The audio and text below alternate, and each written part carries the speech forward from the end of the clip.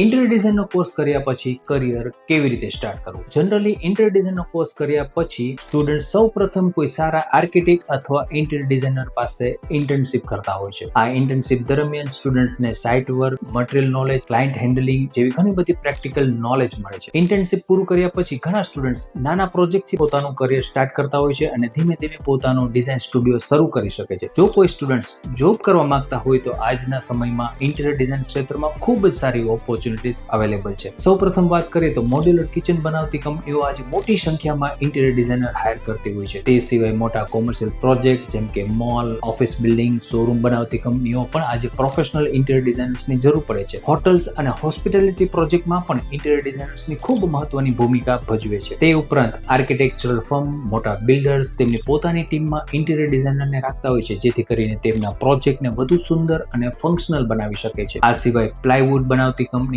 Laminate બનાવતી company, lighting અને decorative fittings બનાવતી કંપની તેમજ ટાઇલ્સ બનાવતી કંપનીઓને પણ ઇન્ટિરિયર ડિઝાઇનર્સની ખૂબ જ ડિમાન્ડ હોય છે. તો ઇન્ટિરિયર ડિઝાઇનિંગમાં જોબ માટે ખૂબ સારી ઓપોર્ચ્યુનિટીઝ અવેલેબલ છે. હવે જો કોઈ સ્ટુડન્ટ્સ ઘરે બેસીને પોતાનું કામ કરવા માંગતા હોય તો તે સરળતાથી ફ્રીલાન્સ પ્રોજેક્ટ પણ લઈ શકે છે. ઘરે બેસીને ડિઝાઇનિંગ, પ્લાનિંગ, ડ્રોઈંગ તૈયાર કરી અને પોતાની સાઇટ ઉપર જઈને સાઇટ વિઝિટ કરી શકે છે. સાઇટ ઉપર તેમને કામ કરતા કોન્ટ્રાક્ટર તેમની ડિઝાઇન ટીમને ગાઈડ કરી અને તેમના પ્રોજેક્ટને સફળતાપૂર્વક કમ્પ્લીટ કરી શકે છે. એટલે કે ઇન્ટિરિયર ડિઝાઇન એવું ક્ષેત્ર છે કે જેમાં તમે ઘરે બેસીને પણ ખૂબ સારું અર્નિંગ કરી શકો છો. હવે આપણે નેક્સ્ટ રીલમાં જોઈશું કે ફ્યુચરમાં કયા ઇન્ટિરિયર ડિઝાઇનરની સૌથી વધારે ડિમાન્ડ હશે.